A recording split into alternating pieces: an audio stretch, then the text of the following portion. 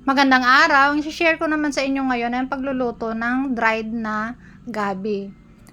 Napa-dried ko na po yan sa araw at meron nga rin po ditong hindi pa masyadong dry kasi buo lang siya at ito po yung nasa kaloob-looban ng gabi. Pinutol-putol ko lang po ito.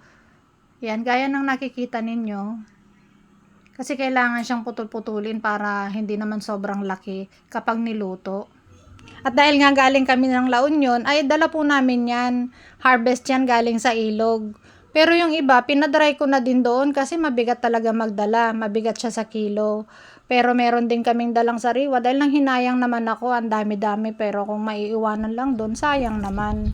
Ayan, pagkatapos nga putol-putulin, ay hinugasan ko siya ng makailang beses. Para naman matanggal yung kanyang alikabok sa pagkakabilad. At yung mga konting dakta nung gabi. Nagiging dahilan din kasi yan kapag naluto yung pagkakati niya. Makati kasi yan minsan kapag hindi maganda yung pagkakaluto mo. Kaya kailangan siyang i-dry, hugasan ng ilang beses, at pigaan.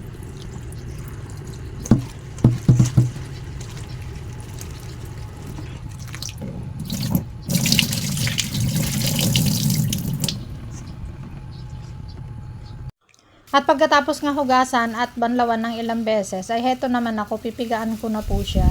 Para naman yung mga natira pa, dagta, ay matanggal.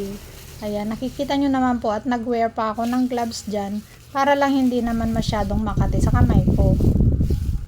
Sa totoo lang, ito lang po yung isang way ng pagluluto ng dried na gabi.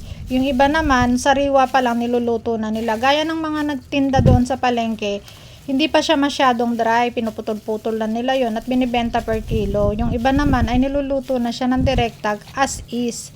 Pero ako kasi dahil dry na siya at na-expose siya sa araw, kaya kailangan ko siyang hugasan at banlawan at pigaan. At pagkatapos nga nito, ay pwede na siyang ilaga. Ilalaga po muna natin ulit yan. Napakaraming proseso pero pagkaluto naman ay sulit. Gusto rin kasi nating makasiguro talaga na yung gabi na ating lulutuin ay lutong-luto at wala na siyang kate. Pag kasi hindi talaga magandang pagkakaluto nito, makati talaga to. At ayan, sa nakikita nyo nga po, pagkalaga ay i-drain muna natin ulit yan para matanggal talaga yung katas niya sa pagkakalaga. At dahil nga galing yan sa pagkakalaga, syempre mainit, kaya gumamit na lang muna ako ng sandok para ipagitna muna siya. At lalagyan natin yan ng pampabigat para madrain na talaga ng totally yung kanyang katas. Gaya ng nakikita ninyo, dilagyan ko po siya ng sangkalan na kahoy. Kung tutuusin, napakadali lang pulutuin talaga nito. Kaya lang, yung ginawa kong proseso ay para makasiguro na yung laing na ating lulutuin ay hindi na makate. Yun pong mga nabibili sa palengke, ay direct ka nang niluluto. Kaya madali lang yun.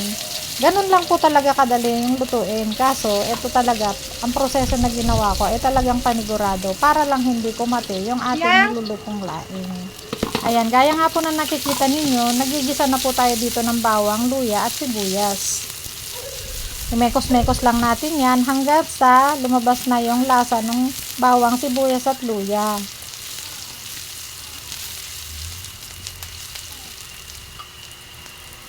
Naglagay din tayo dito ng kalahating litrong tubig.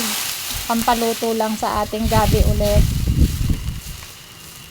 At dito na tayo magtitimpla. Ilagay din muna natin yung ating alamang. Dahil gisado na po yan, ay hindi ko na siya ginisa.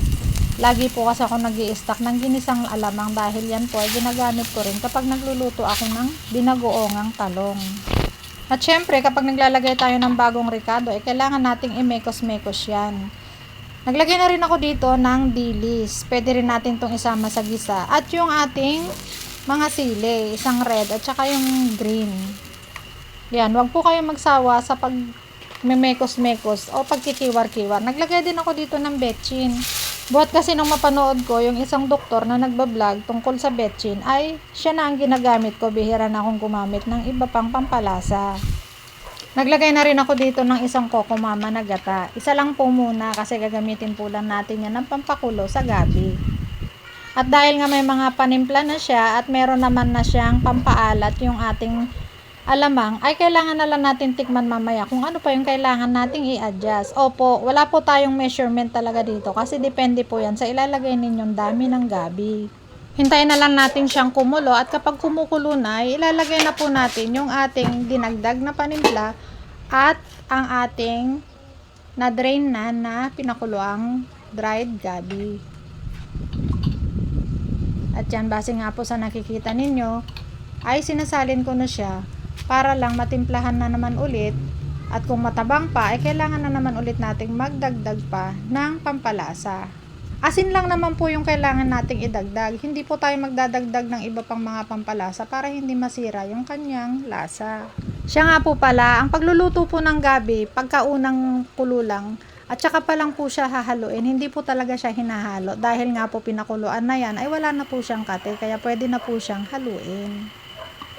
Kadalasan kasi ay hindi talaga hinahalo ang gabi, hinihintay muna siyang maluto bago haluin. At yan, luto na nga po siya. Pero kailangan ko pa rin siyang haluin para hindi naman masunugan yung kanyang ilalim.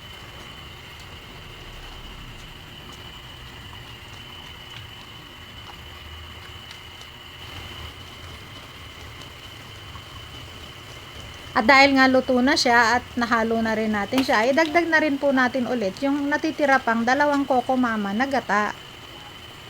At sa nakikita nyo nga po, ay nako, napakasarap po talaga ng pagkakatimpla niyan.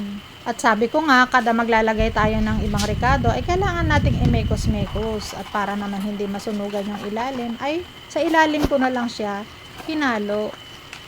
Base sa nakikita nyo nga, ay parang ini-scrape ko lang yung ilalim ng kawali para hindi po masunugan yung ating gabi. At iyan, luto na nga po siya, kaya pwede ko na siyang halo-haluin.